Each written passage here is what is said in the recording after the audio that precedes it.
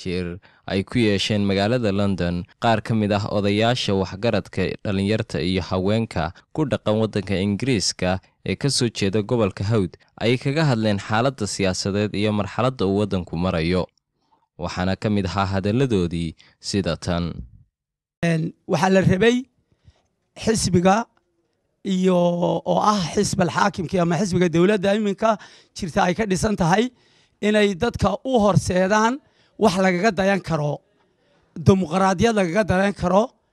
oo qof kasta oo wadanka jooga uu kaga dayan karo runtii waxa dhacday inay dadku aad iyo aad uga xun yihiin sidii doorashadu ku dhacday ay uguna muuqato inaanay mid xaqa u dhicin lana rabay inaanay sidaa u dhicin si ka qurux badan inay u dhacdo ayaa la rabay saddex wax baa horta oo khasaara baa inagu dhacay saddexda wax weeyaan marka koobaad waxa burburay wixii xisbinimo la oran jiray xisbul xaakimka marka labaadna waxa burburay wixii qarannimo la oran jiray marka saddexaadna waxa burburay wixii dimuqraadiyad la oran jiray saddexdaba waynu cadeynaynaa maaha waxaynu afka un ka oranayno sida u burburayna waan idin sheegay waa ogtihiino bishii November 10-keedii shirkii golaha dhexe ee xisbiga kulmiye ayaa la qabtay shirka intaan la qaban habka loo soo abaabulay wax kasta way qaldanaayeen waa marka koobaade madaxweynuhu wuxuu ka tagay qarannimada waxa uu burburtay madaxweynuhu wuxuu ka tagay brotokolkii dawladnimo oo dhan buu ka tagay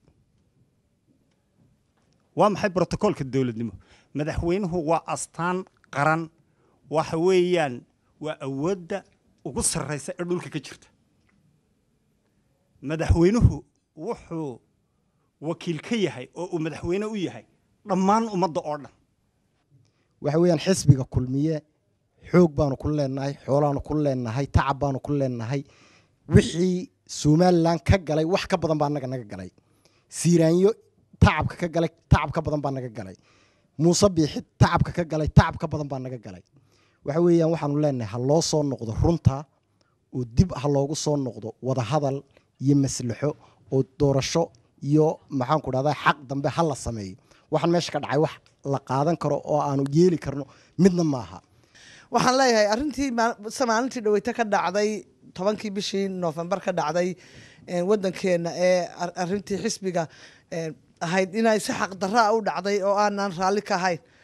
oo sidii tii madaxweyne ku xigeenkuna xaq darro ahayd tii Muuse Biixi ku soo baxayna xaq darro ahayd waayo kol hadii ay doorasho jirto waxa doorashada macnaheedu yahay in dadku soo tartamo oo lagu tartamo doorashada taana meesha waxaynu ka aragnay wax laaliya wax istoortay oo tartamay inaanay jirin nin kaligii meel taagan oo isagu la rasharaxay laguna raacay waxaanu arkaa inay xaq darro ahayd ummadda reer Somaliland waxaan leeyahay taas oo kale waxaynu ka aamusi karno maaha waxaynu ku adkaysan karnaa maaha inagoo u soo wada jeedna ayaa wanaagsan wixii qalada aynu aragno inaynu isu sheegno dawladana u sheegno oo aynu tusno qaladaadka ay leedahay Maxamed Khadar Home Cable TV